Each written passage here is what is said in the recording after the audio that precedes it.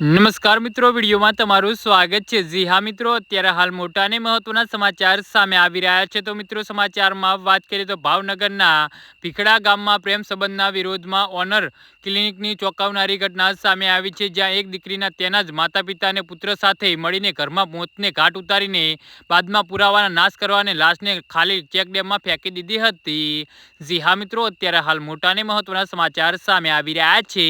આ ઘટનાની જાણ પિતાને થતાં તેમની પત્ની અને પુત્ર વિરુદ્ધ પોલીસ ફરિયાદ નોંધાવતા આખો મામલો પ્રકાશમાં આવ્યો છે। ત્યારે પોલીસે માતા પુત્રની ઝડપી પાડી કાયદેસરની કાર્યવાહી હાથ ધરી છે।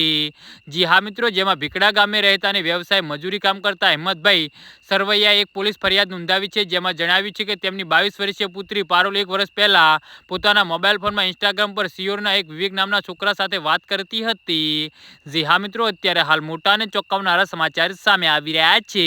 ત્યારે તેનો દીકરીનો ભાઈ એટલે કે ફરિયાદી હિંમતભાઈનો દીકરા પ્રકાશે તેને પકડી પાડી હતી, જે બાદ પારુલે વિવેક સાથે પ્રેમ સંબંધ અને લગ્ન કરવાની વાત કરી હતી। પ્રેમ લગ્નની જીદના કારણે અવારનવાર ઝઘડા થતા હતા। જી હા મિત્રો, તો આના વિશે તમારું શું કહેવું છે તો નીચે અમારી કમેન્ટ બોક્સમાં જરૂરથી જણાવજો અને અમારી યુટ્યુબ ચેનલને સબસ્ક્રાઈબ કરવાની ભૂલતા નહીં। વિડીયો પૂરો જોવા બદલ આભાર।